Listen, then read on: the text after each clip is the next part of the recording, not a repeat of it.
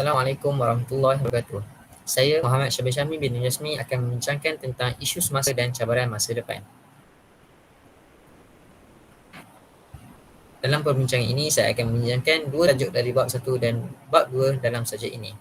1.2 Ruang udara dan 2.1 Kemersiatan ekonomi global pada tahun 2008 hingga 2009. Bab 1, peranan dan tuntutan di Malaysia. Secara amnya, kita boleh katakan tuntutan itu maksud pertikaian kawasan terjadi disebabkan sesebuah negara menuntut suatu kawasan di negara lain yang didakwa adalah miliknya. Antara faktor utama tuntutan ini dilakukan adalah kerana faktor geografi yang berubah disebabkan proses geofizikal di suatu kawasan. 1.2 Ruang udara. Bahagian atmosfera yang dikendalikan oleh negara di atas wilayahnya. Ruang udara dapat dibahagikan lebih jauh ke dalam pelbagai wilayah dan zon. Berdasarkan undang-undang antarabangsa, sesebuah negara memiliki kedaulatan yang lengkap dan eksklusif atas wilayah udara di atas wilayahnya. Jadi, bagi Malaysia, Malaysia mempunyai satu wilayah khas untuk mengawal ruang udara yang telah ditetapkan oleh dunia. Sebuah negara dengan persetujuan boleh memikul tanggungjawab untuk mengendalikan ruang udara antarabangsa.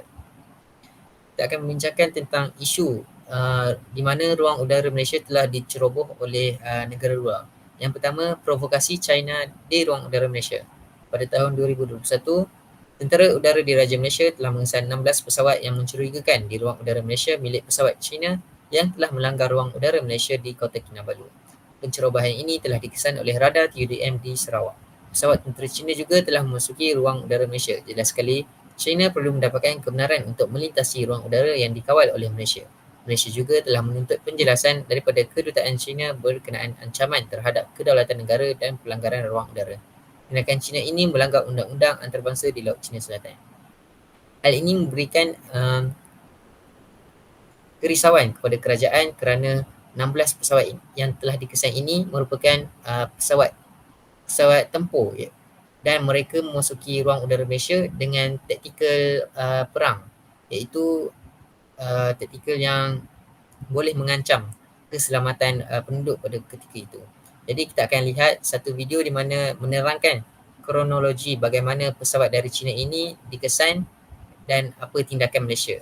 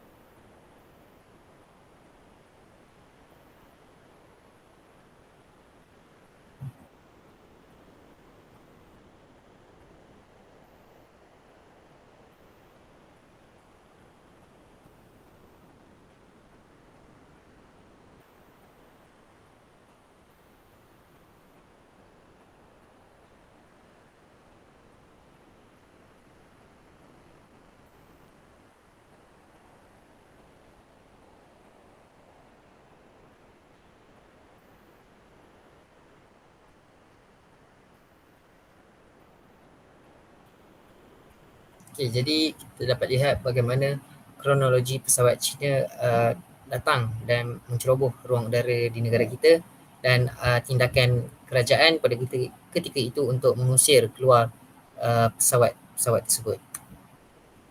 Seterusnya kita akan membincangkan tentang isu kedua, iaitu isu pendaratan pesawat komersial ke Singapura menggunakan ruang udara Malaysia. Seperti kita tahu, banyak pesawat kecil atau kargo yang mendarat di Seletar Airport di Singapura. Tetapi sebelum mereka membuat landasan, sebelum mereka mendarat, mereka memasuki ruang udara Malaysia untuk membuat pusingan. Jadi perkara ini telah diambil serius oleh Menteri Pengangkutan pada ketika itu untuk membendung masalah ini. Sebelum kebanyakan pesawat kecil atau kargo mendarat di Seletar Airport di Singapura, mereka memasuki ruang udara Malaysia di Pasir Gudang. Perkara ini jelas sekali menunjukkan pencerobohan ke atas FIR Malaysia dan kerajaan menegaskan bahawa mana-mana pesawat yang ingin mendarat di Singapura tidak boleh memasuki ruang udara Malaysia untuk membuat pusingan. Kerajaan Malaysia telah mengemukakan isu pencerobohan ini kepada wakil Singapura untuk dibincangkan dalam perbincangan dua hala agar Singapura menarik balik sistem ILS yang dikuasakan di negara itu. Isu ini telah diselesaikan oleh Menteri Pengangkutan pada ketika itu, iaitu Anthony Locke, bagi menjaga kedaulatan dan keamanan negara Malaysia. Jadi isu ini telah diselesaikan dan mendapat persetujuan daripada pihak kedua, iaitu Singapura, bagi menjaga kedaulatan dan keamanan negara kita. Jadi dengan pemansuhan sistem ILS yang di negara Singapura, sudah tidak berlaku lagi pesawat kecil atau kargo yang ingin mendarat di Seletar Airport memasuki ruang udara Malaysia. Seterusnya kita beralih kepada bab 2, iaitu isu-isu ekonomi semasa dan implikasinya terhadap Malaysia.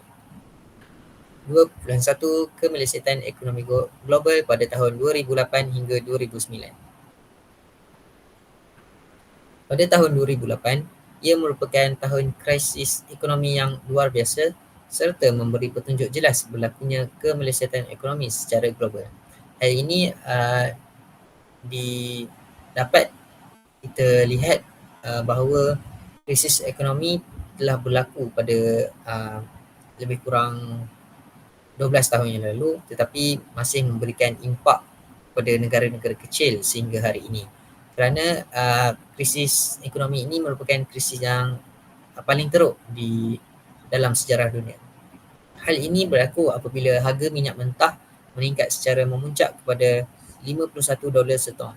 Bayangkan bagaimana harga dolar ketika itu, $51 dalam satu tong yang kecil. Jika ditukarkan kepada nilai mata wang Malaysia, dia sudah menjadi RM200 bagi satu tong. Jadi kos bahan makanan juga turut meningkat dengan peningkatan minyak mentah, kos bahan makanan juga turut meningkat. Perkara ini berpunca daripada bahan makanan sebagai sumber alternatif kepada petroleum, biofuel, inflasi global dan krisis kredit yang membawa kepada bankruptsi bank-bank utama dan peningkatan pengangguran di seluruh dunia. Jadi ia bukan sahaja memberi impak kepada negara, tetapi juga kepada bank-bank utama di dunia yang memberikan dana kepada negara lain, juga memberi impak yang besar kepada mereka dan jelas sekali pengangguran akan berlaku. OECD Outlook melaporkan bahawa inflasi di peringkat global ini mencecah ke paras tertinggi dalam sejarah. Tahap kecairan yang tinggi dalam kalangan negara Asia, spekulasi ke atas komoditi, kegagalan pertanian dan peningkatan kos import dari negara China merupakan punca kepada inflasi global ini. Krisis yang bermula di Amerika Syarikat ini telah menular hampir ke seluruh dunia, seperti Iceland yang terpaksa membuat pinjaman dari negara jiran dan IMF bagi menstabilkan ekonomi negara. Seperti kita tahu, Iceland merupakan sebuah negara yang agak maju, walaupun negara itu merupakan negara yang maju, tetapi ia juga terkena impak daripada kemelesetan ekonomi sehingga membuat pinjaman daripada Bank Dunia dan juga negara-negara jiran supaya dapat menstabilkan semula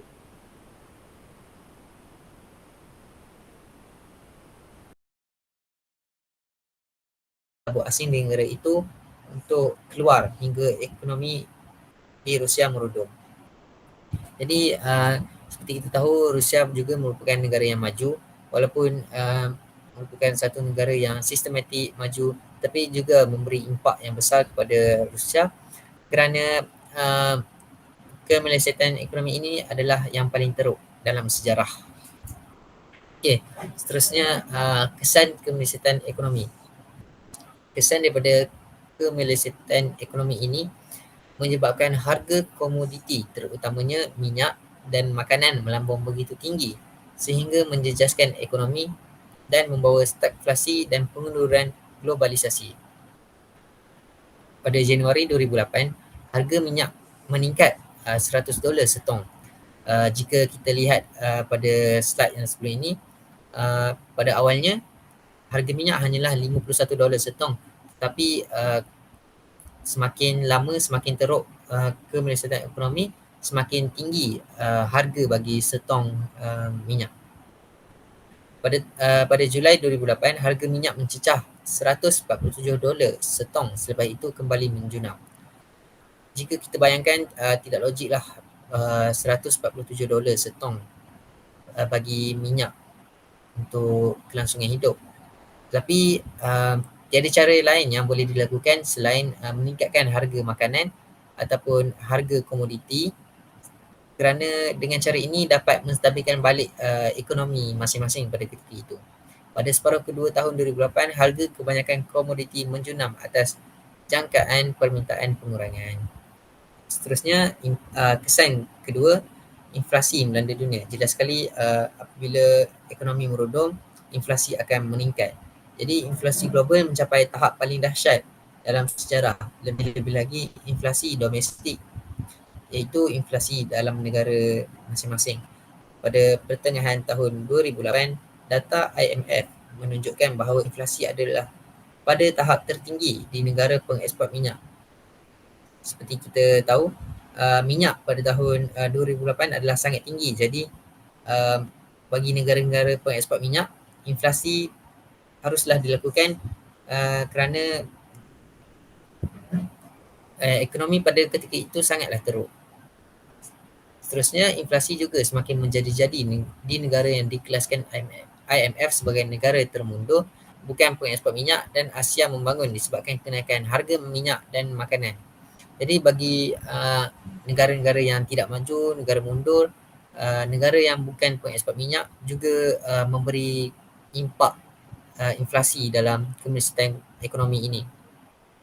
Inflasi juga memberi kesan kepada negara maju tetapi tidak seteruk yang dialami negara membangun. Walaupun mereka ialah negara yang maju, tetapi ia juga sedikit memberi impak kepada mereka. Seterusnya, kesan yang jelas sekali, pengangguran.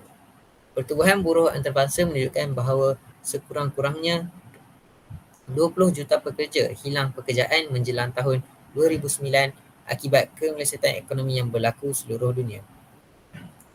Seperti kita tahu, apabila sebuah syarikat tidak mampu menampung pembayaran yang begitu tinggi, mereka terpaksa membuang setengah pekerja mereka demi menjaga kestabilan ekonomi dan membaik pulih nama syarikat tersebut. Jadi mereka memilih untuk membuang pekerja dan impaknya kepada mereka ialah menganggur.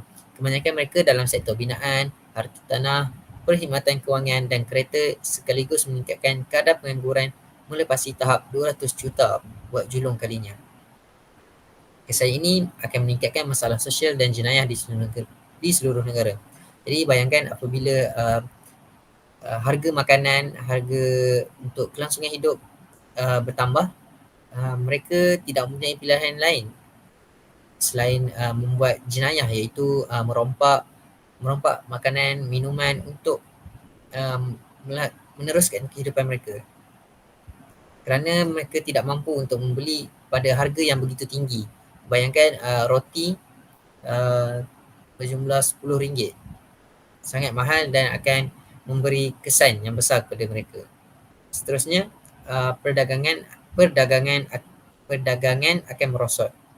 Indeks kering Baltik yang mengukur jumlah perkapalan jatuh 50% dalam seminggu kerana krisis kredit menyukarkan para pengeksport memperoleh surat kredit. Ini menyebabkan berlakunya lambakan barangan dan perkhidmatan yang menjejaskan mutu dan kestabilan ekonomi negara pengeksport. Hal ini menyebabkan harga barangan komoditi jatuh merudum dan tidak mempunyai nilai keuntungan dalam perdagangan. Nilai mata wang juga turut terkesan dan mengundang kenaikan inflasi. Seterusnya, keluaran dalam negara kasar KDNK merosot. Kebanyakan negara mengalami kemerosotan KDNK ini. Contohnya, KDNK Kanada dilaporkan susut sebanyak 0.1% akibat kemerosotan industri pelombongan minyak dan gas sebanyak 1.2%, manakala kejatuhan penghasilan kereta sebanyak 3.6%. Pada suku tahun 2008, ekonomi Kanada merudum sebanyak 0.3%. Lalu, apa yang dilakukan oleh kerajaan negara Kanada? Mereka uh, mereka mengeluarkan satu penyertaan bahawa negara itu menyatakan bahawa suku kedua mungkin berkurang sebanyak 0.8%. Jadi satu berita gembira kepada rakyat Kanada pada ketika itu. Seterusnya, kemerosotan nilai wang. Nilai wang di dunia mengalami kemerosotan yang tinggi. Pada tahun 2008, Amerika Syarikat mengalami pembetulan pasaran perumahan, krisis gadai janji subprima dan kemerosotan nilai dolar. Hal ini turut memberi impak kepada negara kita juga, di mana seramai 36,000 pekerja iaitu 3.6% daripada penduduk negara dari Oktober 2008 sehingga Disember 2009 terpaksa menganggur akibat daripada kesan kemerosotan ekonomi dunia ini. Akhir sekali, krisis kewangan. Terdapat 3 negara yang mengalami kesan yang serius terhadap kemerosotan ini, antaranya ialah Greece, Ireland dan Portugal. Negara-negara ini terpaksa meminjam dana dari IMF dan negara Eropah yang lain untuk mengelakkan muflis. Jadi negara-negara Eropah ini terpaksa meminjam dari Bank Dunia iaitu IMF dan negara-negara jiran yang lain bagi mengelakkan muflis. Betapa teruknya krisis kewangan pada ketika itu, kita dapat lihat mereka terpaksa membuat pinjaman dan hutang supaya dapat menstabilkan balik ekonomi mereka dan dapat mengurangkan segala kesan-kesan yang berlaku seperti pengangguran, kemerosotan nilai wang dan kadar KDNK merosot. Jadi perkara ini dilakukan salah satu inisiatif yang bagus walaupun memberi kesan yang negatif pada masa akan datang, tetapi dapat menyelamatkan negara mereka daripada diisytiharkan muflis. Negara pertama yang dilihat kritikal ialah Greece. Sejak bulan November 2009, Greece telah berada di tengah-tengah krisis yang mempunyai tahap hutang awam tertinggi dalam zon Eropah dan defisit belanjawan terbesar. Kesan daripada krisis kewangan ini telah membawa Greece kepada kancah masalah seperti pengangguran, peningkatan kos barangan dan perkhidmatan, pengurangan gaji, masalah insurans kesihatan dan masalah sosial. Greece terjejas. Jadi masalah yang sama, pengangguran, masalah sosial itu jenayah terpaksa dilakukan demi melangsungkan kehidupan mereka. Jadi apabila setengah pekerja sudah dibuang, setengah pekerja yang tinggal akan diberikan gaji yang sedikit kerana tidak mampu untuk bayar pekerja mereka kerana ekonomi sedang teruk pada ketika itu. Jadi itu saja daripada saya. Sekian, terima kasih.